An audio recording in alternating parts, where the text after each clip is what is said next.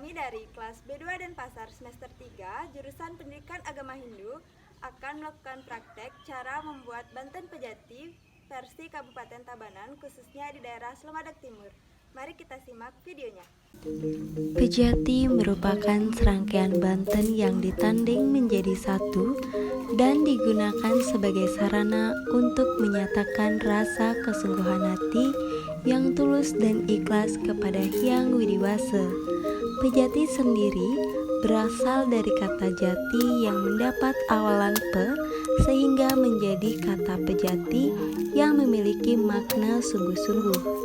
Dalam pembuatan Banten Pejati, bahan yang digunakan diperoleh dari hasil alam sekitar, sebab setiap komponen yang ada di dalamnya memiliki maknanya tersendiri. Bahan yang diperoleh seperti janur kemudian dituas dan dijahit sesuai dengan pakem bebantenan yang ada dalam Banten Pejati. Setelah selesai menjahitan dan juga mempersiapkan bahan yang akan dipergunakan dalam Banten Pejati, langkah selanjutnya adalah metanding. Dalam pembuatan Banten Pejati, khususnya di Kabupaten Tabanan, ada beberapa Banten yang mungkin akan berbeda dengan Banten yang lainnya. Banten yang pertama perlu kita persiapkan adalah Banten Peras. Banten Peras sendiri terdiri dari alat peras yang berisi 3 takir kecil. Selanjutnya, di atas kedua takir diletakkan bantal dan juga tape yang lengkap diisi dengan tebu dan juga jajak uli sebagai lambang kegembiraan serta bakti kepada kedua orang tua. Selanjutnya, diisi 2 nasi tumpeng yang juga memiliki makna sebagai lambang keuletan seseorang dalam meniadakan unsur materialistis. Ada juga rerasmen yang berisi kacang dan juga pelas, saur, serta daun kemangi. Di atas takir kecil diisi beras dan juga base tagel yang memiliki makna sebagai lambang dari Trimurti. Selanjutnya diisi 2 buah pisang serta buah-buahan lokal lainnya dan juga rake-rake seperti jaje kine, jaje sirat, jaje matahari, dan juga jajan-jajan yang lainnya. Tidak lupa, langkah yang terakhir dari Banten Peras ini adalah diisi dengan sampian peras. Dengan demikian, Banten Peras ini telah dapat digunakan dengan tujuan mengesahkan suatu upacara yang telah diselenggarakan secara lahir dan batin. Langkah selanjutnya adalah metanding Banten Daksina. Banten Daksina sendiri terdiri dari serembeng daksina yang di dalamnya diletakkan tapak dara, kemudian segenggam beras sebagai lambang dari Sang Hyang Bayu, serta diisi base tagel dan juga 1 uang kepeng atau pis bolong. Kemudian diisi 1 buah kelapa yang telah dibersihkan. Siapkan 2 kojong kecil sebagai tempat meletakkan kemiri atau tingkih dan juga pangi atau kluwek sebagai simbol dari Dewa Baruna. Tidak lupa diisi pepeselan sebagai lambang dari Panca Dewata, kemudian telur bebek yang dibungkus dengan tipat talus sebagai simbol dari Sang Hyang Surya. Diisi benang tebus berwarna putih di atas kelapa, dan sebagai pejati lengkap tidak lupa diisi rokok dan juga korek api yang dibungkus menjadi 1. Diisi juga canang kojong serta kembang payas sebagai simbol dari Asta Asiwaria dan juga Panca Dewata. Dilengkapi juga dengan gegantusan yang telah diisi bunga, kemudian pesucian yang tentunya berisi tepung, ambuh atau kelapa parut, kekosok atau rengginang yang telah dibakar, daun dapdap, dan juga minyak wangi. Tidak lupa di atasnya diisi 1 canang sari. Dengan demikian, Banten Daksina ini sudah dapat digunakan, namun biasanya dalam mempersembahkan Banten Daksina dilengkapi juga dengan tipat kelanan dan juga 1 buah canang sari. Maka langkah selanjutnya adalah metanding tipat kelanan. Tipat kelanan merupakan tipat nasi yang berjumlah 6 buah yang diikat menjadi satu dengan beralaskan berupa tamas. Tipat kelanan disusun secara melingkar dengan ujung ikatannya berada di tengah-tengah. Tipat kelanan ini merupakan simbol pembersihan dan penyucian terhadap satripu.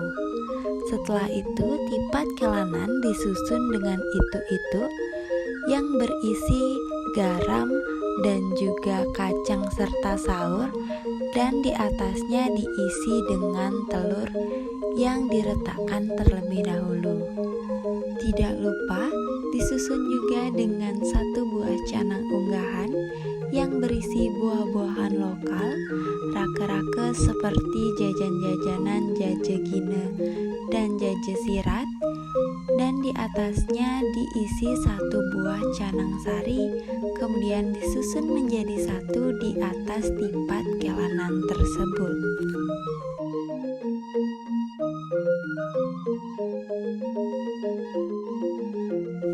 Tidak lupa kami juga menyiapkan 1 buah segehan sebagai sarana upakara yang akan dipersembahkan kepada Buta Kala, yang berisi nasi kering seperti nasi putih, nasi kuning, nasi merah, dan juga nasi hitam yang dicampur menjadi satu.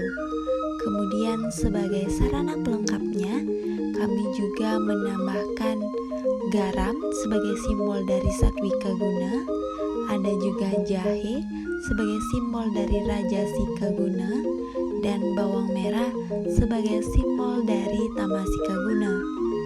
Guna kami menyiapkan segahan ini yang menyimbolkan sebagai penetralisir segala kekuatan makhluk gaib atau buta kala agar menjadi kekuatan yang lebih positif bagi umat manusia.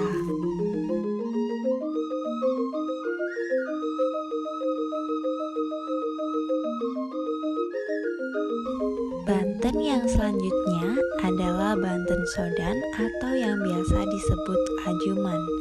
Sodan ini biasanya menggunakan alas berupa tamas yang di atasnya disusun berisi bantal tape dan juga tebu, serta 2 buah nasi penek yang merupakan lambang dari danau dan lautan atau Purusa dan Perdana. Terdapat pula rerasmen yang alasnya memakai celemik atau ceper kecil, kemudian diisi juga dengan rake-rake seperti buah-buahan lokal dan juga jajan-jajanan yang telah disediakan. Sebagai langkah akhir, tidak lupa diletakkan sampian plaus yang berbentuk segitiga yang dilengkapi dengan porosan bunga kembang rampe dan miik-miikan. Banten Sodan ini berfungsi sebagai bentuk kesungguhan kepada ide Sang Hyang Widiwasa. Akhir dari pembuatan Banten Pejati ini adalah merangkai segala banten yang dipersiapkan tadi menjadi satu. Yang pertama adalah banten peras sebagai lambang dari Hyang Triguna Sakti yang diletakkan pertama di atas sebuah besek. Kemudian ada banten daksina yang merupakan lambang dari Hyang Guru sekaligus tapakan atau stana dari ide Sang Hyang Widiwasa. Kemudian ada tipat kelanan sebagai simbol dari satripu yang nantinya akan disucikan melalui Banten Pejati ini. Kemudian ada Banten Sodan yang ditujukan sebagai suguhan kepada ide Sang Hyang Widiwasa. Nah, langkah yang selanjutnya adalah diisi 1 buah canang sari dan juga 1 buah penyenang sebagai alat untuk menuntun dan menurunkan Prabawuh Hyang Widi agar berkenan hadir ke hadapan kita semua. Dan langkah yang terakhir adalah diisi 1 buah segahan dan canang sari sebagai suguhan yang ditujukan kepada para butekala. Maka pejati ini telah dapat dikatakan sebagai pejati lengkap serta telah dapat digunakan baik dalam upacarayatnya maupun dihaturkan di sanggam rajan ataupun dibawa ke pura.